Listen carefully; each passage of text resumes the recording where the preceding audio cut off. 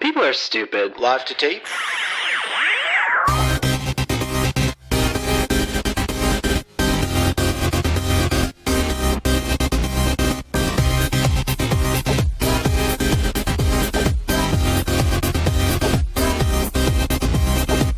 Welcome to Millennial 538. Laura, Pam, and I are here this week. Hey, y'all. Hey, happy Sunday.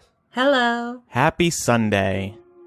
Not so happy for somebody nearby. Some sirens are going by as I try to record. Can you please shut up? I don't care about that emergency. Did you two see this Hunger Games prequel? I don't think we've spoken about this yet.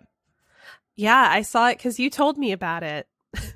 Oh, you didn't know about it at No. all? It was announced like in July or something. Yeah, I 100% forgot this was I was happening. never a huge Hunger Games fan, so I think it was pretty easy for me to miss this. But are people excited? Like, what's the... Yeah, I think so. You weren't a huge fan? You're not a huge fan of dystopias? I have an unpopular opinion about Hunger Games, and I don't know if I want to express it here because I'm going to upset people. Uh-oh. Yeah, maybe we don't want to hear this right now.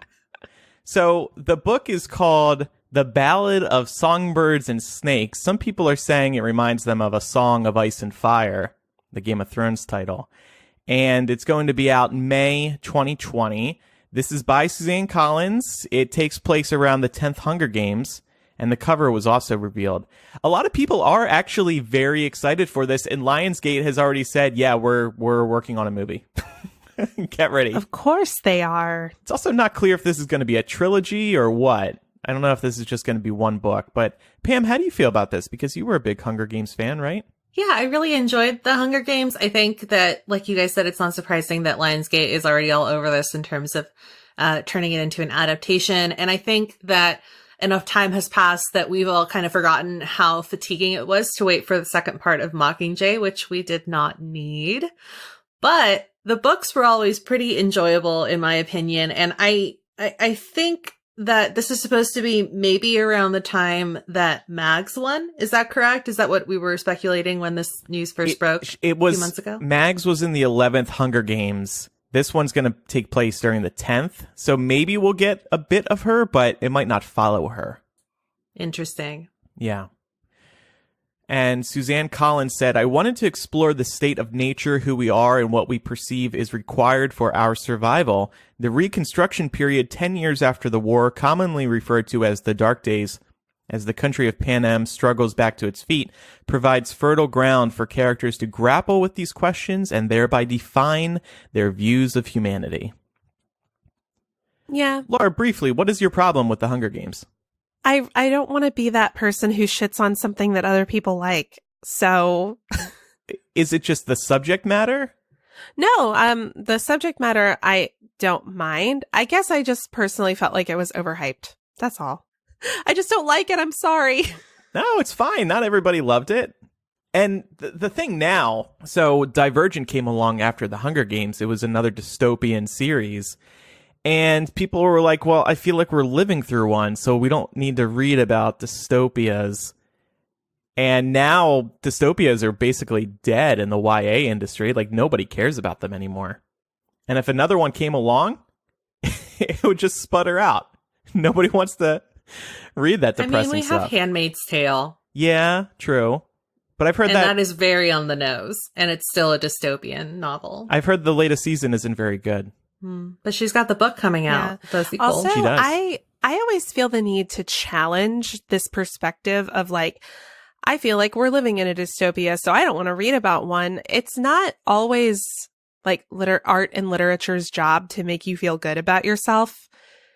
Its job is to make you think and ask questions and draw comparisons between the real world and what that art is reflecting about it. So I always find myself getting frustrated when people are like, oh, I don't want to read that. It makes me feel shitty. Or like, oh, I don't want to read that. You know, it's too similar to what's going on right now. It's like, well, maybe that's exactly the reason that you should give it a shot, you know? And I think that goes into Joker, right? We all saw Joker. Yeah, it does. Actually, I didn't because I don't want to be depressed. Okay, fair. What did you two? I just completely went against what Laura just said. Yeah, you did. Not learning from you, Laura. What did you two think? I loved it. I thought it was a little slow. It definitely in the, I would say like middle section, it did feel a tad slow, I would say, with some of the development. And then the end was like over in a flash. So I do agree with you there. I liked Joaquin Phoenix. I thought his performance was outstanding. And I liked that the movie didn't shy away from showing us a pretty uncomfortable reflection about some societal realities that we encounter all the time. And I walked out of the movie and I was like, yep, I feel like a lot of the reaction to this has been overblown because it got all this hype through media outlets that really wanted it to be something that I don't think it is. And now I feel like I'm seeing a lot of like checkmark verified people on Twitter really having to backpedal on some of their preconceived notions of what this movie was that they had before they even saw it. You know? So I really enjoyed it. I thought it was disturbing. I was on the edge of my seat. I was very uncomfortable the entire time, but I thought it was really well done. You're sick. Why? Pam, but you had extra security at your theater, right? Yes, I did. So, and also I'm kind of in a smaller city right now, not in a major city. So I was pretty surprised that I saw so much security. I went for context, I went at like 10:30 in the morning, which was basically the first showing of the day. And they had a security guard posted right at the entrance near the ticket counter. And then there was also a security guard in the theater with us, but I'm not sure if he was there the whole time because, you know, once the movie starts, I'm not really focusing on the guy in the corner that's doing his job. So it's possible that maybe he was just there to patrol a block because they had them starting within a half hour of each other, even from that early on. So I'm not sure how many guards they had specifically, but it was more than usual. He probably was there at the beginning to scare people, let them know, hey, this mall cop is here, so don't think of doing anything stupid, or I'm going to run back in here after you've already shot 20 people, and I'm going to taser you. Right. Yeah, that does seem like overkill, especially for it was a Friday morning, right? Friday morning. Friday morning security guard. Mm-hmm. In the suburbs of San Francisco. Yeah, exactly. We also had security at our theater, and it was weird because we went and saw a 4:00 showing. So ours wasn't terribly packed, but by the time we were leaving and it was starting to get dark outside, they had more security and they were checking people's bags as they came in. And I was like, now wait a second. At 4:00, I watched a dude walk into this theater with a fucking backpack and nobody said anything. And now you're checking ladies' purses and dudes' backpacks. And I was just like, okay. See, this is my whole problem with security checks at theaters is that it's not even across the board. And I would be fine if it were, because I am definitely a nervous person and I think about stuff like that. I think a lot of us do now. Like you kind of just check where the nearest exit is. And like, you kind of just think, oh, like if this happened, what would I do? It's not good for my mental state at all. But yeah, I would be fine if they wanted to do that all the time, but deciding that it's more likely to happen after 7 versus before, it's kind of a little messed up if you think about it, because it could really happen at any time. And that's what the reality that we're living in is that it doesn't, these things are not, people that are doing these things don't discriminate based on the time. No, that's not true. Shooters don't get out of bed till like 5:00 on a weeknight. No, you're right, though. If somebody were to, do one of these terrible things, they would probably think about when they have the best chance to get through, to avoid security. I hate to say this because it's really grim, but more about the number, like the kill count. And so there are more people at night, but the point is that if they're really trying to deter, then they should be there all the time.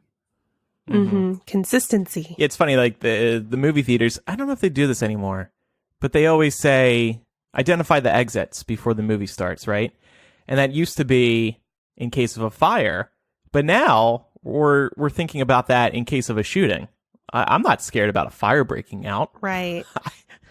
I remember actually after the Aurora shooting, when The Dark Knight came out, AMC changed their pre-show like safety chat where it was like, and in case of suspicious figures or in case a monster comes in or some shit like that, like basically a watered down simulation of what would happen if an active shooter situation broke out in the theater. It's like, move far away. Like, this is weird. Keep an eye out for people with bad haircuts walking into this theater by themselves. I do agree, Andrew. I think you're on to something here. The bad haircut theory? Yeah. No, absolutely. Look at all these shooters. Bad haircuts, every single one of them. On today's show, we are going to offer some impeachment updates, some thoughts on online privacy, because there's some news there out of our government. We're also going to play Surprise Bitch. And this week, we'll kick off a series of Would You Rather questions that Laura discovered. And we were sorting through these, and we were like, oh, these are fun. Let's have fun throughout the month of October with these questions. First, little Patreon update. The handwritten letters have gone out to all of our bays. I'm really excited about this. This project, it was a work of love, and it took a lot of time, but it was a very personal project. And to everybody who was eligible for the handwritten letter, we hope you receive it. Feel free to share it on social media, in the Facebook group, via email with us, wherever you want. And if you don't mind, we'll share the letter with listeners. It was really fun. I had such a good time trying to customize each letter. In retrospect, this sounds weird, but I would like look through the Facebook group and see if I could find the people I was writing to and then just like try to see what they were up to so I could reference it in the letter. And that was really fun to be able to have a dialogue with people about things going on in their lives. And it was really cool because I got to learn more about our audience, which was a lot of fun for me. Pam, I love you, but I think your letters will be the hardest for people to read. I know. That's just my handwriting. I can't really change it. Yeah. But I agree. And I was worried about this because while it looks pretty, it's also in cursive. So right. I'm sorry. It's legible. Good luck. Tweet at me. I will translate as best I can. I know I'll be able to translate. It's legible for sure. It's just you have to really focus on it, I feel. That's the price you pay for something beautiful. And Laura, I love how you added words to the various pieces of our album art on the letters. That was really clever. Yes, I annotated the album art on several letters. Also, we're excited to announce we want to do another Confessional Palooza. You all might remember that a year or two ago, we spent basically an entire episode reading confessionals. We would love for you to submit your confessionals now. We want everybody to just confess their deepest, darkest secrets. The only rule, well, don't confess to killing somebody. That would definitely disturb us. Make sure these are truthful. Please do not make anything up. We are assuming you all are being honest with us, and we want you to be honest, but don't go so far as to make stories up just so we can, be fooled on air. That's lame.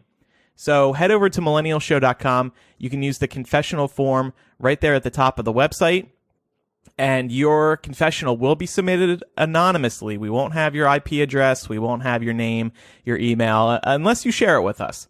You can if you want. We will still keep it anonymous if you request we do so. But again, millennialshow.com, click on confessional at the top, and we will read all of your confessionals on next week's episode. Maybe we can frame it around the world is ending due to this impeachment inquiry, so just get stuff off your chest? Yeah, that's what we did when we did our last Confessional Palooza. It was right before Trump took office, and we were like, since we're all going to die, we might as well just come clean. Well, speaking of sharing, one of our favorite things to hear from our listeners is how they found the show. And it's really awesome to hear when someone was introduced to Millennial through a friend. So now through Halloween, we want to give some shout outs on the show to our listeners who are spreading awareness by word of mouth. Introduce a friend to Millennial and take a selfie together with some sort of proof that you're listening, like enjoying your listening experience together. Then share and tag Millennial Show on social, and we'll give you and your friend a shout out here live on the air.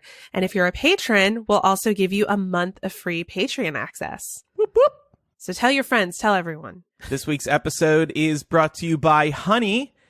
Have you ever bought something online and then you find out you could have gotten it for less?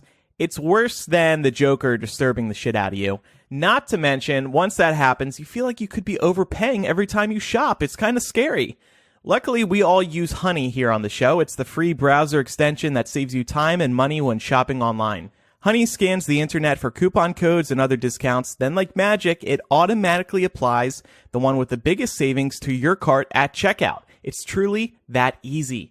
It knows about every coupon code, sale, or discount at over 20,000 sites like Amazon, Macy's, J.Crew, Domino's, Sephora, Target, and more. The sky is the limit. I love saving money with Honey because I don't have to do anything. I'm using the sites I already know and love, but having Honey automatically scans for great deals and just pops them right in. Saves me money. I didn't have to do anything. I mentioned Domino's. The Sims Fincutter household is most loyal to Domino's Pizza, and Honey searches through all their coupon codes for me to find one that works especially for our order. Then I can rest easy knowing I got the best price possible on that delicious handmade pan with pepperoni. Listen, there's really no reason not to use Honey. It's free to use and installs on your computer in just 2 clicks. Get Honey for free at joinhoney.com/MILL. Again, that's joinhoney.com/MILL. This is absolutely free. This is one of those rare products that will actually not cost you anything and just keep money in your pocket. So again, joinhoney.com/MILL. And thank you, Honey, for making online shopping a little easier on my wallet. Little politics news now. Bernie Sanders ended up having a heart attack last week. We found this out after he got 2 stents put in his in an artery after feeling unwell in Vegas.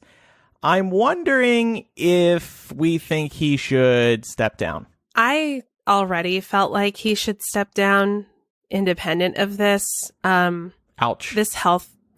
No, I mean, I just don't find him to be a helpful figure at this point, but I don't think that this should be the reason. The reason for that is that we have numerous examples of people who ended up being in office who had previous heart trouble. Like think of Dick Cheney, who had like 5 heart attacks before he became vice president. And even George W. Bush had a heart attack before he ran for president. So there's history of that. I will say with Bernie's age, it does make it very concerning. What pisses me off here, though, is that people were flipping the fuck out about Hillary Clinton having pneumonia. And all I see now is just like, oh, get well, Bernie, keep fighting for us. And I'm like, he's like 80 and he just had a heart attack. Maybe give him a break. My concern is it's still very early in the campaign. We have a year to go. That means a year of him traveling all around the country nonstop. And we can't risk him getting the nomination and then, God forbid, something serious happens to him. We would be fucked. And you mentioned that issue with Hillary in 2016. That was, I thought, really bad for Hillary's campaign. That scared me because there was also video of her falling. In moments like that, Trump looks tough and strong and unbreakable and like he can survive 4 years in office. And that's important. People who are on the fence won't want to vote for someone who's showing signs of physical weakness when half of Trump's campaign is being an unbreakable tough guy. Bernie has a long way to go until the election.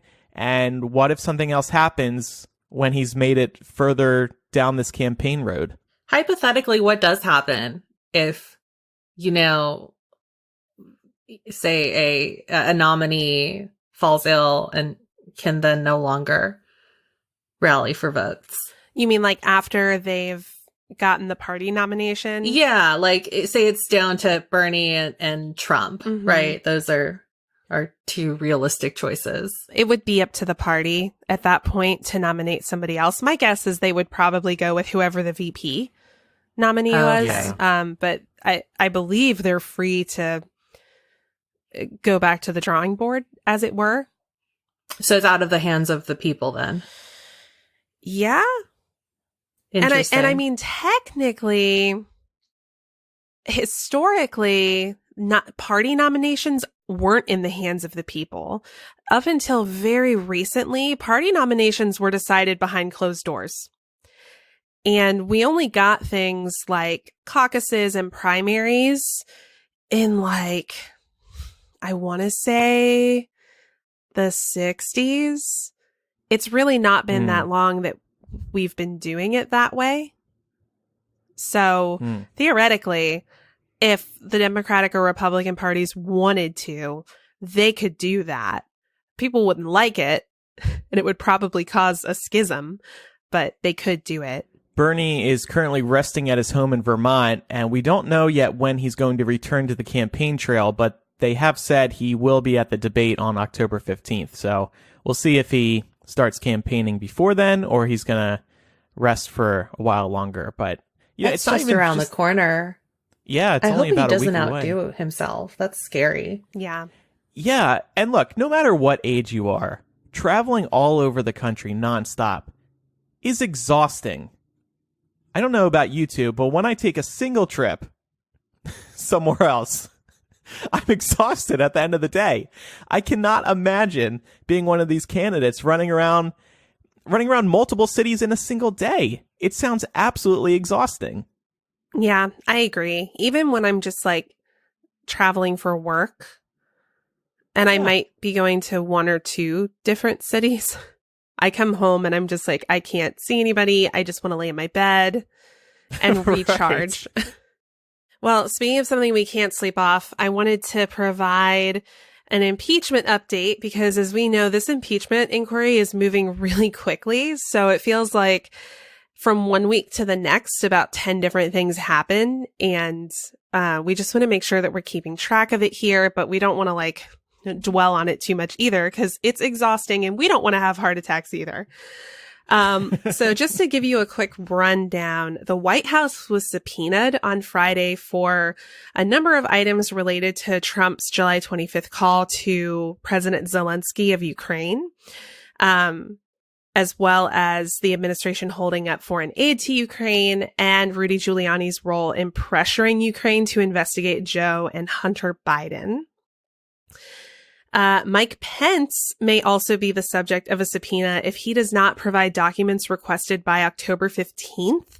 So it turns out that he traveled to Ukraine in Trump's stead when Trump stayed home to monitor Hurricane Dorian. So because he met with Zelensky one-on-one, he is now the subject of some investigation.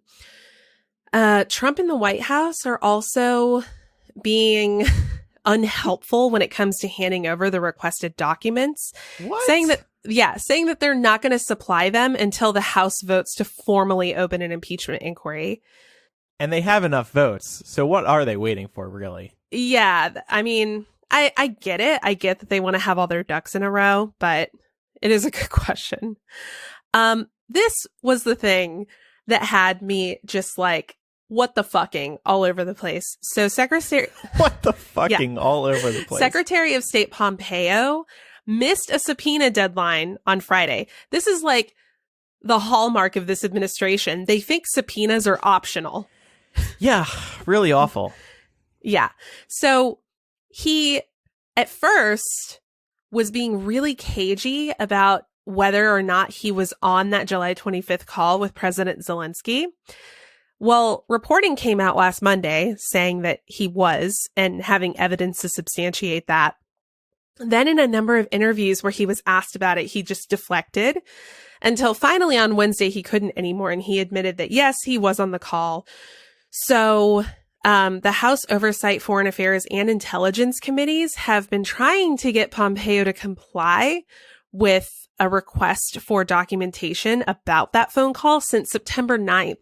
So before the impeachment inquiry was even announced, they've been trying to get him to comply with this, and he won't. And now he's missed this deadline. And then he was saying stuff like, oh, well, we're not going to be able to let Pentagon officials testify. It's too much too soon. Again, just another example of this administration treating legalities like they're optional. Yeah. Well, they're testing the boundaries and they're realizing that they can step over them and get away with it. Well, that's the thing is like they've done this before. There have been multiple examples over the last couple of years of people just thinking that they can decide whether or not they're going to comply with a subpoena. Mm-hmm. Like, do you remember that whole thing with Hope Hicks? Yeah. I was so annoyed at the New York Times because they published this op-ed that was like Hope's Choice. Like it was some Lifetime movie. And I'm like, no, it's not a choice. It's a fucking subpoena. So annoying. And speaking of this the is New why York you Times, stick with C-SPAN. Yes. Oh my God. They're the only ones you can rely on anymore. But speaking of the New York Times, they also reported on Friday that there may be a second whistleblower.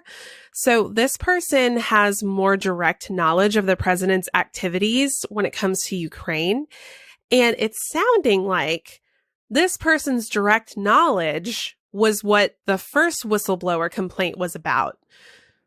So there's a possibility that somebody who was a direct witness to that behavior may be filing a complaint as well, which would be interesting because the White House's party line at this point is that we can't consider the whistleblower complaint credible because the whistleblower wasn't a direct witness and that everything they're reporting was like hearsay, basically. Well, and Trump is already trying to get out ahead of this second whistleblower, saying they're benching the first one because he just heard hearsay. Now the second one just has secondhand information again, which is not true if these reports are to be believed. Exactly. Firsthand. Well, and also the thing that was really interesting, and I think everybody should read this because there's no room for interpretation here. House Dems released a transcript of Ambassadors Volker and Sondland of their text messages, and it pretty clearly spells out the quid pro quo that played out against Ukraine in terms of receiving their foreign aid in exchange for investigating the Bidens. Mm-hmm. It's pretty damning. Like when you read this, they're literally back and forth, like talking about this until Sondland's like, let's not talk about this here. Let's get on the phone. Sounds like they could have used some end-to-end encryption, which we'll talk about a little bit later. Oh yeah, what a perfect segue. Indeed. But yeah, that's the latest. And of course, Trump has been losing his mind over the last few days. His Twitter's been insane. I don't even want to talk about it here because it's just distraction fodder. But the president of the United States is melting down. That's all you need to know. Yeah, well, the tweets hitting Mitt Romney made me pretty sick. Yeah. Trying to find them. He just tweets so much now. It's like unbelievable. Anytime I see all caps, I just kind of ignore it because I know that it's, a false declaration. Do you follow him on Twitter? Does anyone here follow him on Twitter? No, I don't even think we need to. It just like between like the retweets and the Twitter moments, I can see what I need to see. The benefit, I don't follow him currently. I've gone back and forth on this issue, but the benefit of following him is that you get to see his mistakes as soon as they happen because sometimes they'll delete the tweets. For example, this idiot. I thought they weren't allowed to do that. Maybe a court said that, but they're also ignoring subpoenas, so that's true. What matters anymore? He had tweeted, "Now the press is trying to sell the fact that I wanted a moat stuffed with alligators and snakes, but he spelled moat moot, M-O-O-T. Fucking idiot." And then that tweet got deleted and they replaced it. But that's the benefit of following him. You get to see these mistakes as they happen. But the Mitt Romney tweet, he called Mitt Romney a pompous ass, and he put ass in quote marks. Is that supposed to make ass less offensive? Yeah, I'm not even that's an sure old person thing. I know what the intention was there. Mitt Romney had said that what Trump did was wrong in regards to Ukraine. Yeah, but when you put something in quotation marks like that, isn't it intended to imply that they're not really?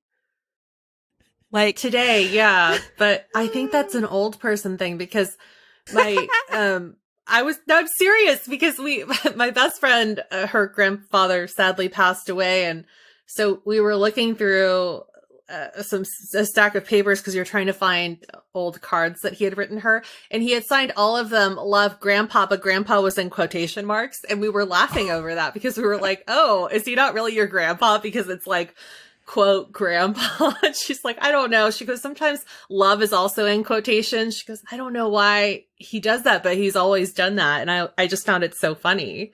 And then in contrast, like along the same vein, now it's kind of like happening on Twitter. So I'm convinced that it's an old person thing.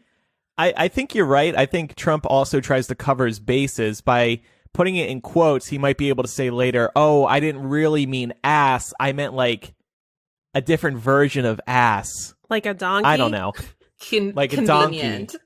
He looks like a donkey, doesn't he? Something else that Trump does that I've noticed that I think is also a more antiquated practice is randomly capitalizing words to give emphasis. And that was actually a thing that, I mean, if you go back into like medieval literature, they did that kind of thing back then. And I think some of that might have carried over and some older generations might still practice it. So that might explain where it comes from. That's also been reappropriated by the younger generation. Like if you look at the way that they type and in order to make sure that the point that they're trying to make gets across on Twitter, for example, you see a lot of that too. Like opinions will be capitalized, just the O, because it's meant to emphasize that they have a point to make. So, but it is interesting to see how like across generations it's used way differently. Pam, do you have a lighter story for us? Oh, I don't know if it's any lighter, but it will kind of change the subject a bit. This is a topic I've wanted to discuss for a while on this show, and I didn't really know how to bring it up, but I found a great opportunity to do it this week because news is slow, but also because there was a video that was kind of trending on YouTube that came out earlier last week called Woke Disney by Lindsay Ellis, and it kind of dealt with the same subject matter. So I thought that since maybe some of you might have seen that, given that it has about 1 million views, be a good time to bring it into the fold of this show. So basically what I wanted to talk about was the practice of studios like Disney choosing to kind of alter their racist past by either omitting scenes in re-released versions of old movies, or even through remakes by just completely, brushing those away and not even really including mentions of problematic pasts in those movies.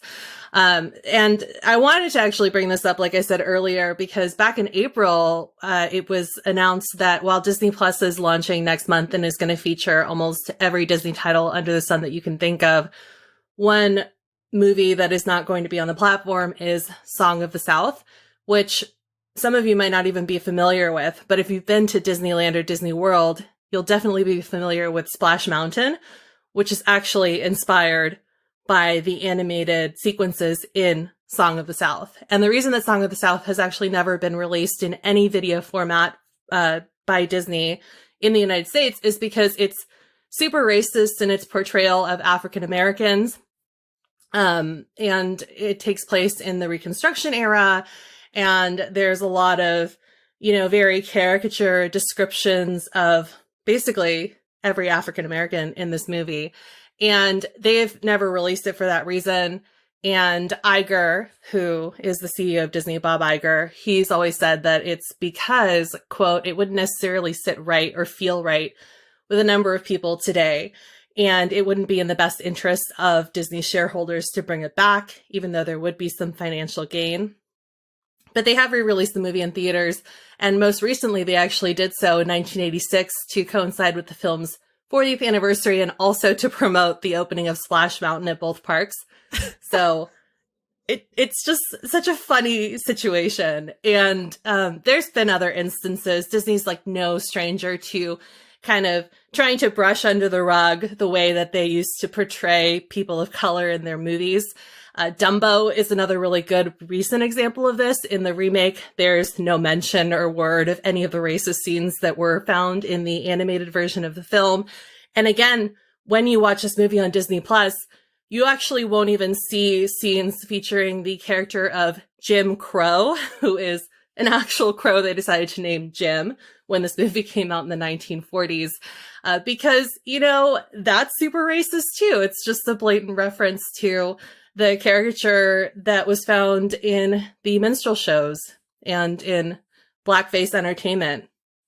So, I don't know. This has never really sat right with me, but I do feel like it's a very interesting conversation to have. And I wanted to get your guys' thoughts on whether you feel like, you know, Disney is kind of doing a disservice by just completely trying to erase stuff like this from existence, especially now that it's more frequent to see, you know, movies coming out of the vault. That's kind of when you start to see these movies getting edited and problematic scenes kind of just conveniently disappearing.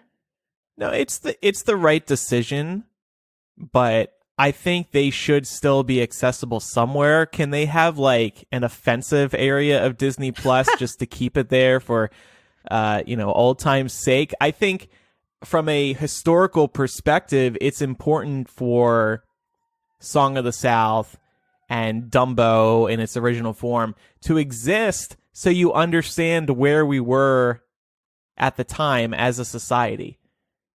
People know this stuff is out there. Disney now knows it hasn't aged well. So we're all in agreement there. I think the big question is what to do with this stuff. And I don't think it should necessarily be hidden away. Maybe there should be a message at the beginning being like, hey, we don't stand by some of the stuff we did back in the 1940s. So we're sorry, but for history's sake, here is the original version of this now controversial film. And I think also they're in a good position because obviously nobody who works at Disney now worked on these things. Like, it's not like these were decisions made by the current CEO of Disney, right? But I think it would be a good decision to approach it with more of an academic perspective. Exactly. Like, maybe they could come out with some kind of documentary about like the history of Disney. And it doesn't just have to cover these problematic things. It can cover a wide range of topics, but they could certainly focus on their problematic history and get the takes of people who currently work there now on these things and why it's been such a hard line to walk between not wanting to be offensive and hurtful, but at the same time, not wanting to forget what happened in the past. Because ultimately, if you forget what happened in the past, you're going to allow it to happen again. It's interesting, Andrew, that you brought up the idea of running these movies in their original form with disclaimers, because that's actually what WB did when they re-released golden collections of the Looney Tunes cartoons, which also have had very problematic past when you look at stuff that came out in the 30s and the 40s, which were a product of their time, but we understand now is not okay to do anymore. And they actually enlisted the help of Whoopi Goldberg to run the disclaimer, I think in volume 3 of their golden collection of cartoons. And so at the beginning of every disc, she reads out this disclaimer and talks about how, while the cartoons are very treasured, they also reflect a period in American history where it was okay to make racially insensitive jokes, and that we know better now, but that doesn't mean that we should completely erase them from existence. Yeah. So I do think there's something to be said about doing it that way, because also in erasing scenes or even whole movies from being accessible, you're also kind of erasing the actors' parts. So, like, for example, going back to Song of the South, the man who played Uncle Remus sings Zippity Doo Dah, which is, the biggest song that came out of this movie, is still an iconic Disney song, went on to win an Oscar, but a lot of people don't know that unless you're a huge Disney head or you're really into movies and stuff like that. So I don't know. I feel like there's a lot of different layers to this, and I don't really know where I sit with it personally, but it's always been something that I've been, I don't know. It's never really sat right with me either way. You also mentioned that Disney recently cut out a blooper reel moment in Toy Story 2 during the credits where Stinky Pete is kind of hitting on two Barbie dolls. And they took it out of the airing of Toy Story 2 on, I guess, Freeform and maybe other television channels. Maybe did they edit it out of the actual movie too? Like if you buy it from iTunes right now, do you still see that, I wonder? I believe they quietly got rid of it. Okay. In the And re-release. that's pretty significant because Toy Story 2 is what, 15 years old? Right. A lot of people who worked at Disney, Laura's point about, all these people who worked on Song of the South are no longer there. Well, a lot of people who worked on Toy Story 2 are probably still there. So that's a good example of Disney realizing, hey, this has not aged well in light of the Me Too movement, so we should take that out. And you know what? It was just something in the credits. It was a funny scene because there was all these different bloopers. Woody turns around Stinky Pete's box and he finds him with two Barbie dolls in there. And yeah, it hasn't aged well and it's probably uncomfortable to watch now. So I don't blame Disney for taking it out. And like I said, that's in the credits, so I don't think that really matters as much. But if they were to take something out of the actual film, remove something from the actual story, that would have been a pretty big deal. But that still should be accessible somewhere so people know where Hollywood was at the time. Yeah. And I do kind of feel like, nowadays we have the internet, right? So there's no reason why you can't make a subsection on websites that kind of informs people that maybe don't know before you just decide to erase the whole thing. But I think back before the internet was as prevalent, I do kind of agree that it made sense, especially because in light of, Hollywood in general's racist past, it was probably helpful, for example, to get rid of scenes, say, even in terms of portrayals of Native Americans with Tonto speak, because it helps the public understand that normalizing that caricature of this specific group of people is not okay. But now that we know better and we're getting into the realm of more representation in Hollywood and really trying to give people of color these deeper stories that go past stereotypes, I feel like we're at a point where we don't need to do this for people to understand that it's wrong, even though it exists.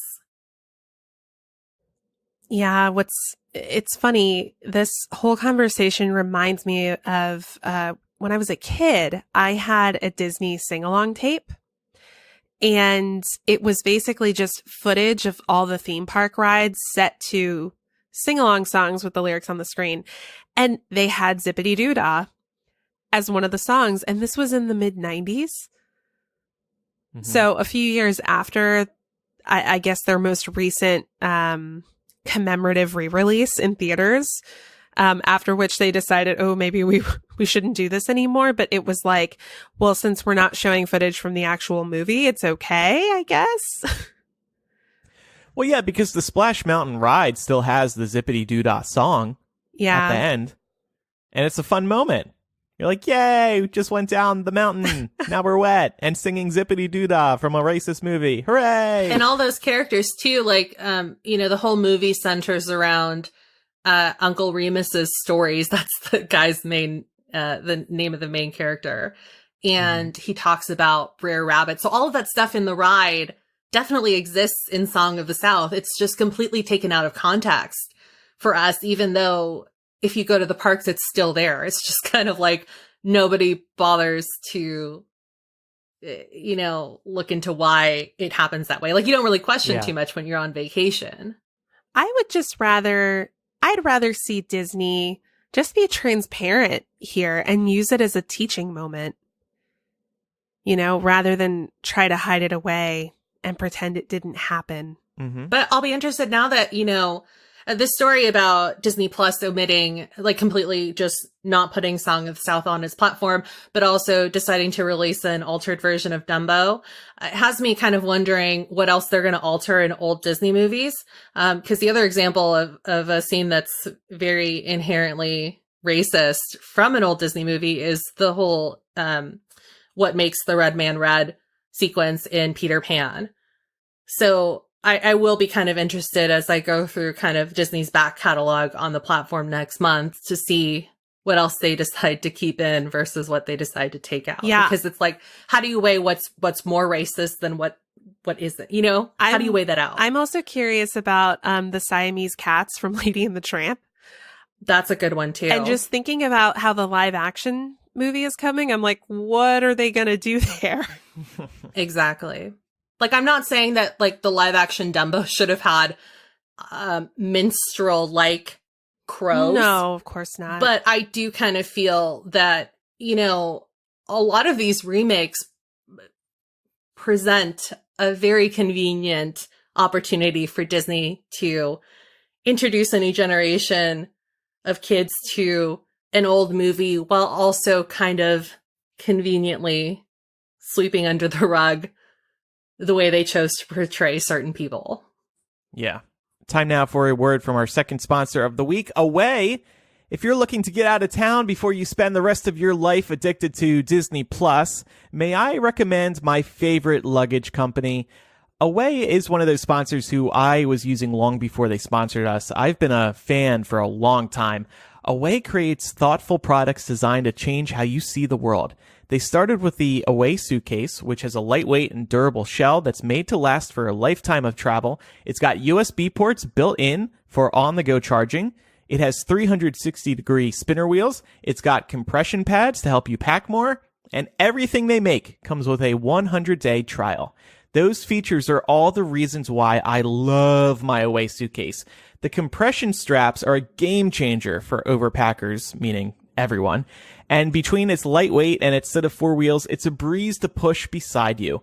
Then those USB ports are a dream for traveling. When we're traveling, we are absolutely using our phones more as we try to kill time, and those USB chargers are there for you so you can continue listening to your podcasts and scrolling through social media and doing whatever else you're doing without losing battery. Plus, it's always great to have that backup for any unforeseen delays, and God knows that happens while we travel.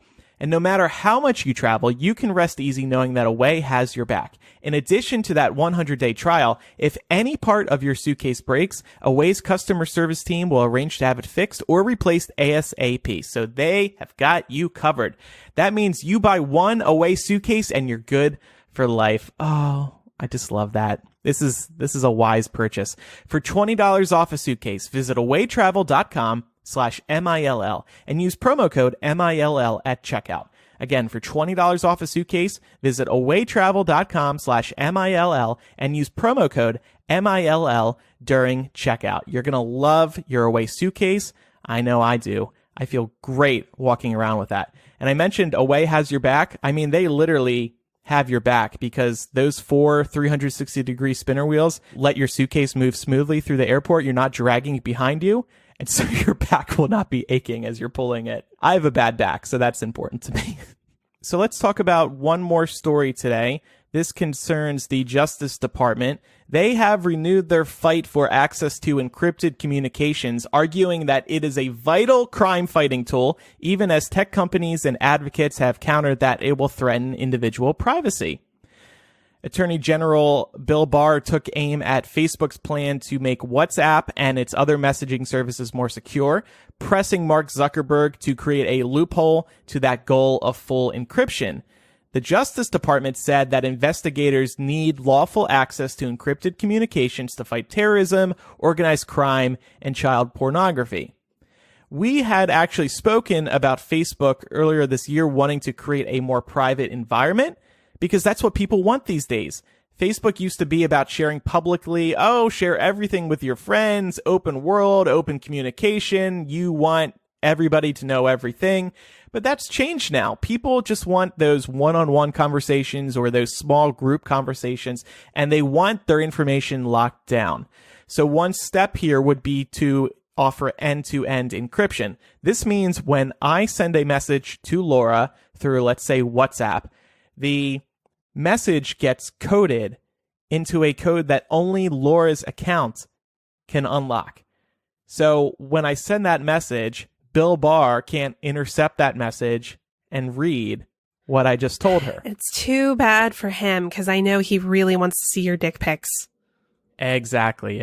As do you. And that's why we communicate on WhatsApp. WhatsApp is regarded as the number one way to talk to people securely. Facebook owns WhatsApp. The Justice Department and 2 other countries, by the way, they teamed up with our Justice Department to reach out to Facebook. They want a backdoor so that they can access these conversations. The problem is, once you create that backdoor, hackers can get into it. So I want to know where you two stand on this issue. Do you think the government should have a backdoor, or should Facebook lock WhatsApp, Facebook Messenger, Instagram down? Absolutely not. And we actually talked about this when Obama was still in office after the horrible San Bernardino mass shooting. The Obama administration and the FBI were really pushing Apple to create a backdoor into the iPhone. Yeah. And I was against it then. I think it's bullshit. Yeah, this is actually one of those issues that isn't just a Republican issue. Nope. There are Democrats who want this backdoor as well. So, Laura, it sounds like you want end-to-end encryption everywhere. Yes. But it's not necessarily because you have super secret conversations, right?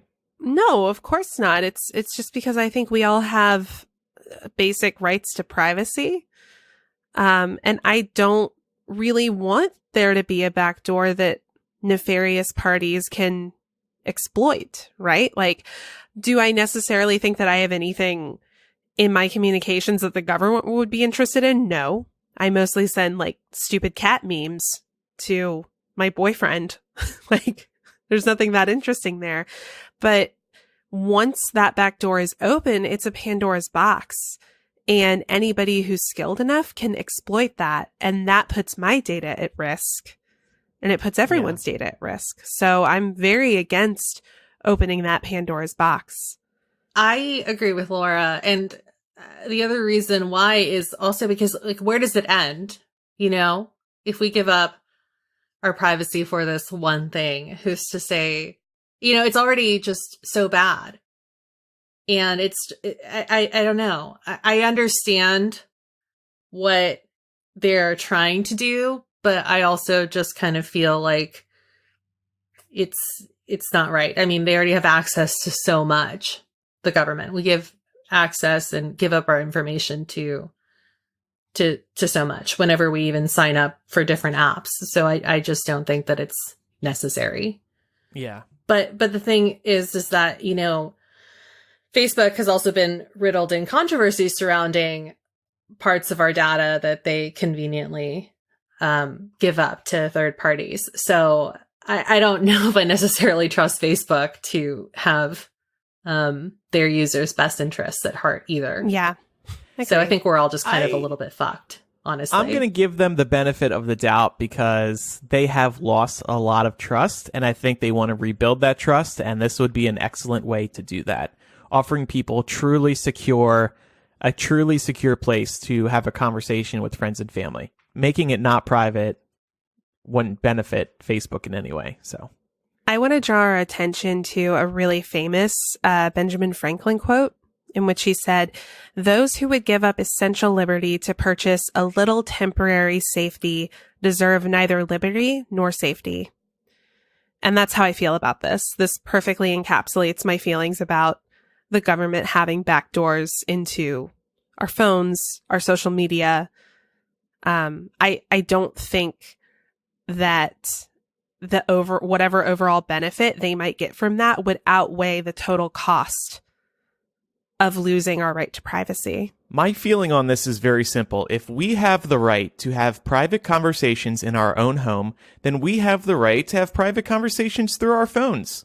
Yeah. Although I will point out, most of us have smart TVs nowadays, which means that your conversations at home are not really private. Yeah, I was going to say, it's even your phones, right? They can technically listen to you. And if you have like an Amazon Echo, that's always listening. Right. But people are like what you just said. Oh, people have Alexas and HomePods and now the Google smart speakers. I'm not doing that because I don't want people listening all the time. Your phone is a microphone and that's on you all the time. Yeah. I just can't with this argument that Alexas are the problem. No, it starts with your phone. Yeah, I mean, Alexas are part of the problem, right? In light of this conversation, I wanted to mention a feature that Facebook has. So, of course, we all know Facebook Messenger. It's where we talk with friends and family. But they have an area of the inbox called the filtered messages section. And this is actually really fun to look at because these messages never appear in your main inbox. Facebook doesn't even notify you that you've received these. And they're also pretty buried. To access them, you have to bring up the full Facebook Messenger page. Then you have to click the gear in the top left. Then click message requests. Then click filtered messages. So they're really buried. And like I said, Facebook does not tell you when you ever receive these. What's entertaining is you can get some really weird shit in here. Some might be bots, but others might be real people who have been trying to speak with you. And I wanted to see if we all found anything interesting in our inboxes. Laura, did you find anything? I found some stuff that read real ominous to me. And it was all old, and it just said Facebook user because I assume these accounts are deleted.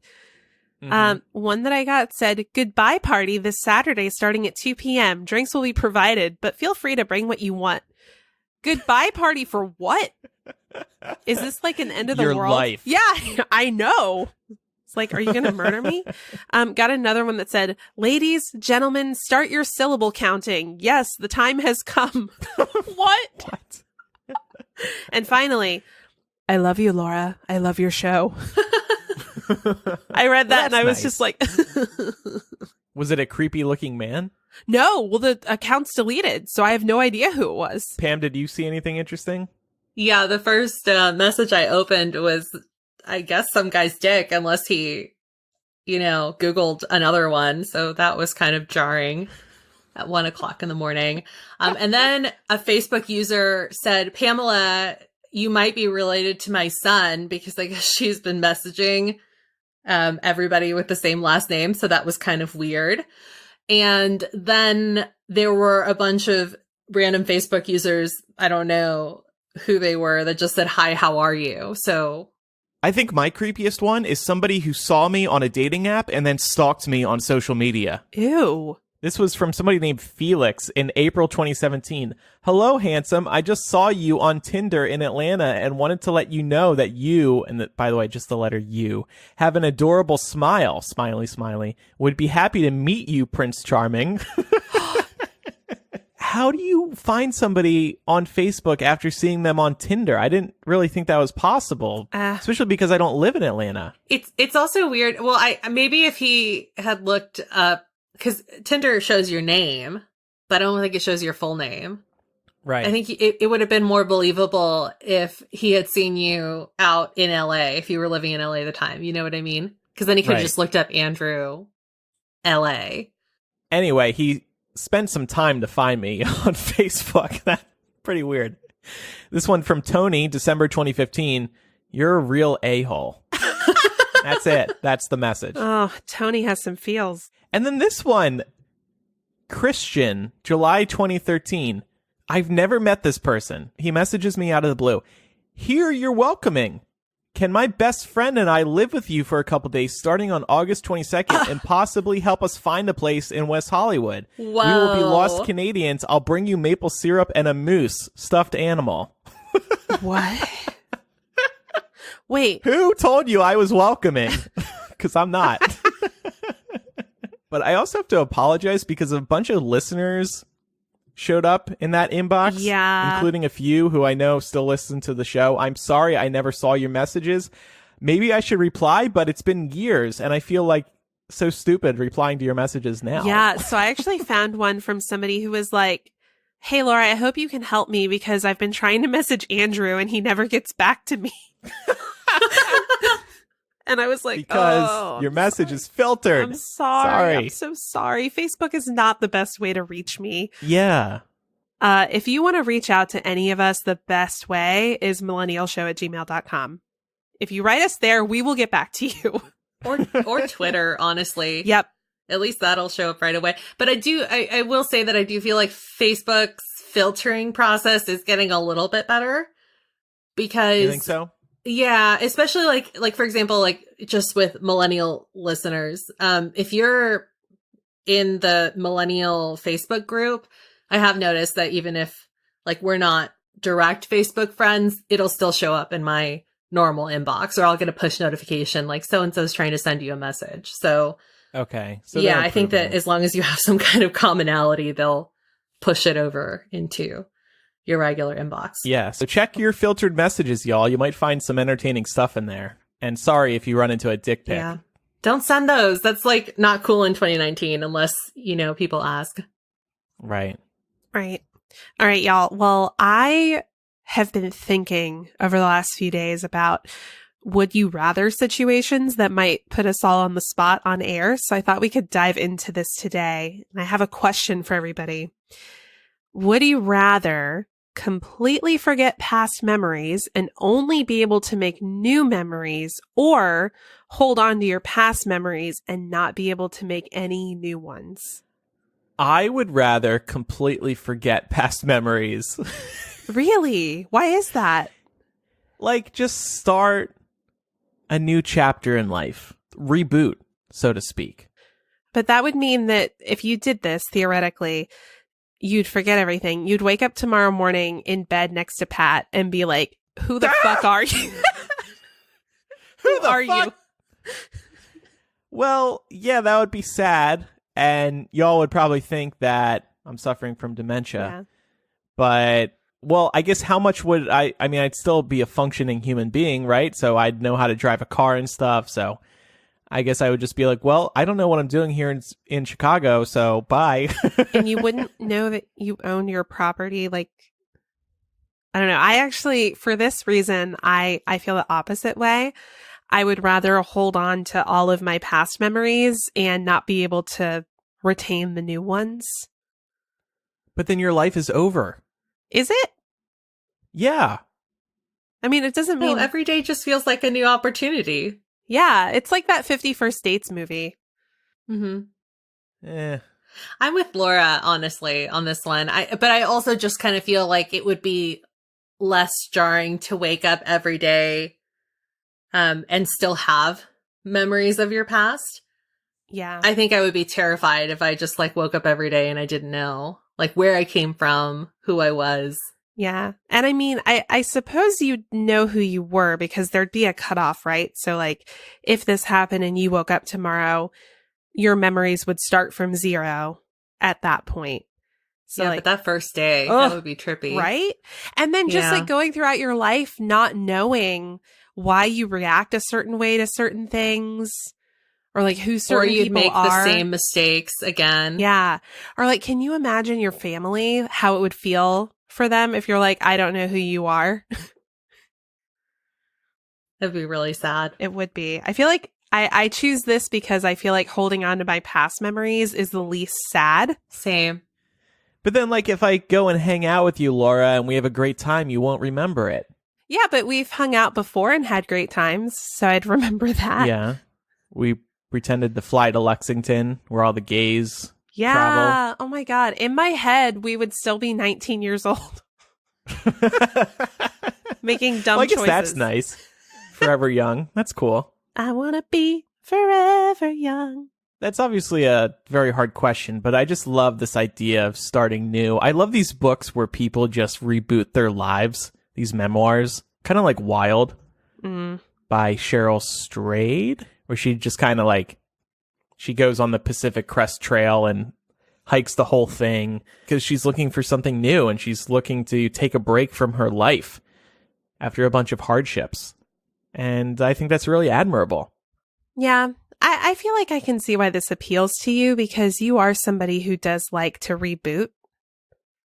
Like, I feel like you've done a couple of reboots in your life so far. Like, you moved to California. You were there for a long time. You decided you were done with it. You were like, okay, I'm going to Chicago now. Deuces. Now I'm telling all of our listeners in the Bay letters that I'm leaving again. Right. Right. Gonna go to the Southwest. Where do you think you'll go after that? Northwest. I'm just going to hit all the corners of the country. Got you. Yeah. I want to hear what our listeners think. What would you rather do? Maybe we can make it a poll on Instagram.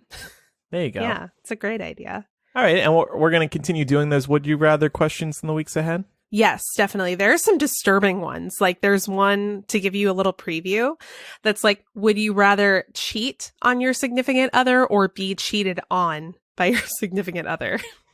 Mm-hmm. And in answering that, I was like, oh my God, this is like an existential crisis. Before we get to Surprise Bitch, we have a brand new sponsor, and I'm excited to tell you about them because I've been using them for years. Vistaprint. They are synonymous with business cards, in my opinion.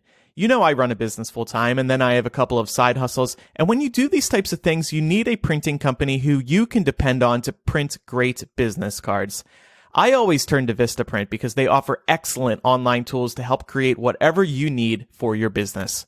Maybe you have your own business or a side hustle, or you're aspiring to start something new of your own. Your next big opportunity is coming right now, and Vistaprint is here to help you own the now with free shipping on any business card in any quantity.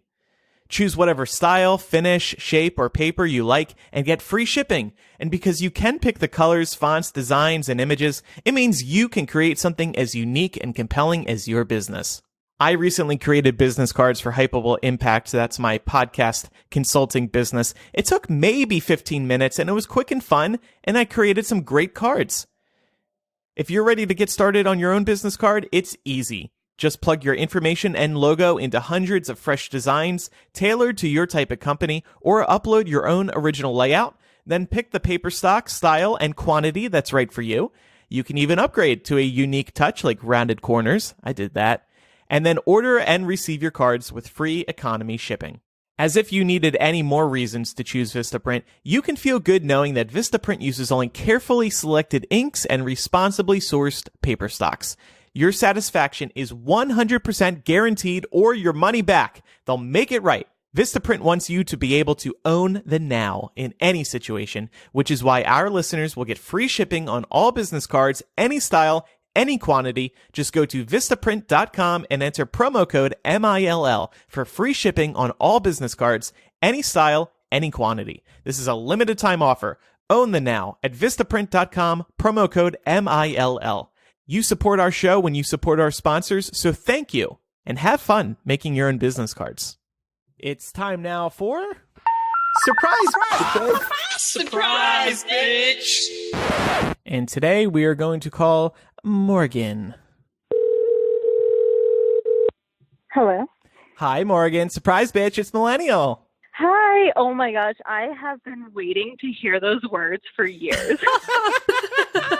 Today's the day. Today's the yes. day. Oh, How are you? exciting. I am good. How are you guys doing? Great. We're good. Just podcasting on a Sunday. Yeah. Where do you live? I live in Boca Raton, Florida. Ooh, that sounds nice. Do you like it there? Yeah. It's okay. I mean, you know, it's Florida. I like the weather and the beach and the animals. Yeah. That's on the east side of the state. Did you get hit by any hurricanes this season? No, not lately. It just missed us, but we were all boarded up and prepared and Yeah. had our hurricane snacks. Yeah. You got to be careful because Trump will get that Sharpie out and he'll just change the course of the hurricane. So, Oh my gosh, I know that was so ridiculous.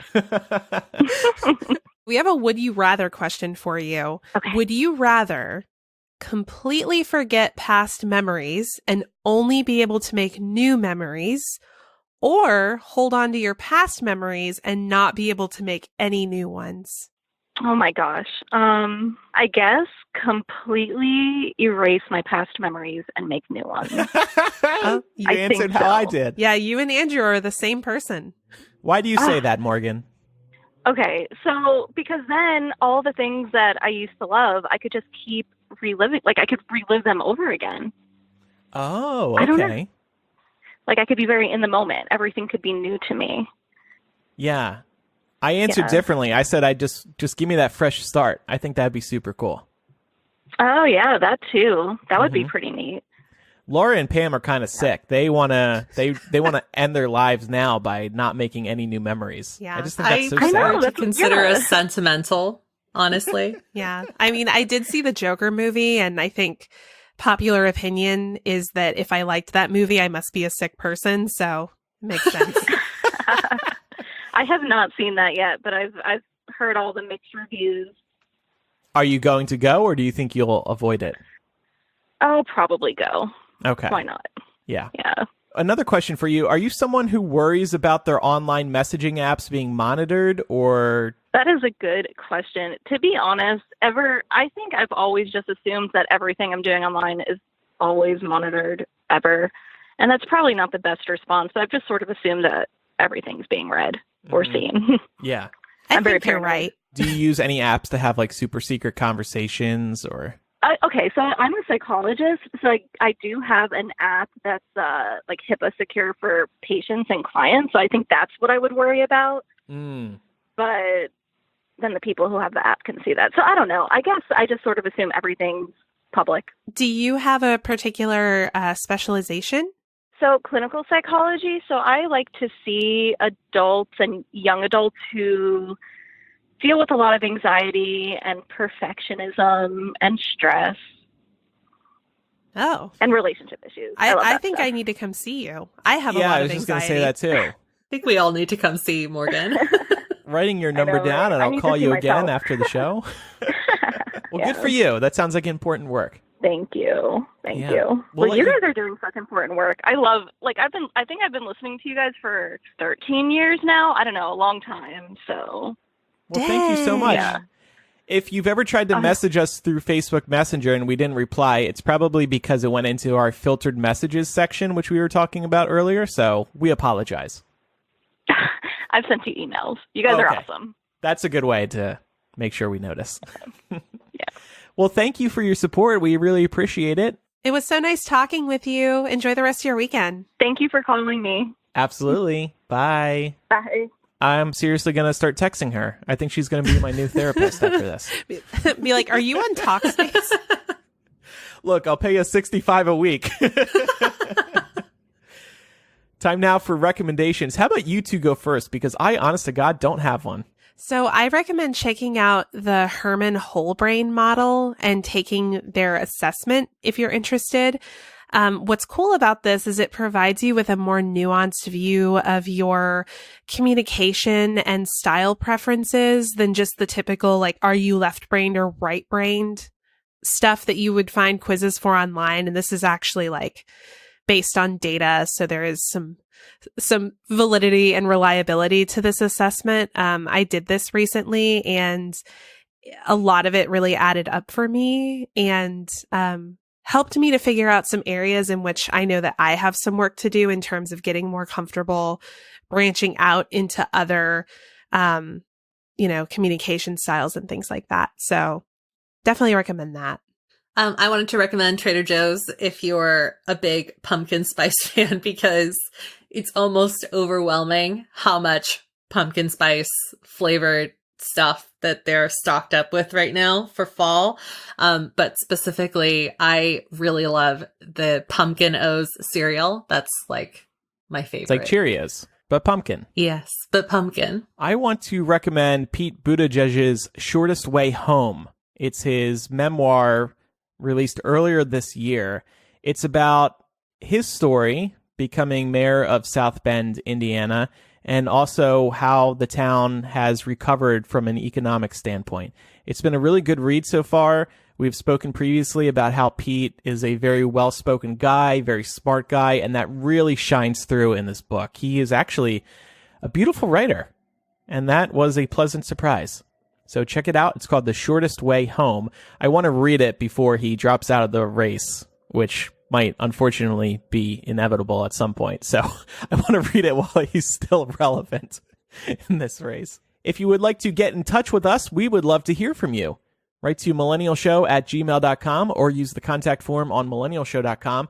Remember, we are hoping to do a confessional palooza next week, so send in your confessionals. You can do that anonymously by going to millennialshow.com and clicking on the confessional link at the top, and that'll be a lot of fun. Also, be sure to follow us on social media, Millennial Show on Instagram, Twitter, and Facebook.